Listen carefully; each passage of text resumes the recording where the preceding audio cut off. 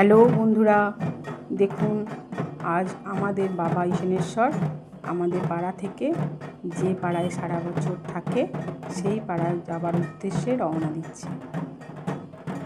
হ্যাঁ বন্ধুরা, 13ই চৈত্র বাবা ঈশানেশ্বর আমাদের পাড়ায় গাজন করতে আসে, আর পয়লা জ্যৈষ্ঠ আমাদের পাড়া থেকে ওই পাড়ায় ফিরে যায়।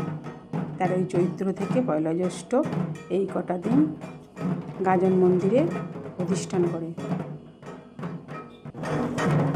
আবার 3 গোনা শুরু। বাবা আসার অপেক্ষা।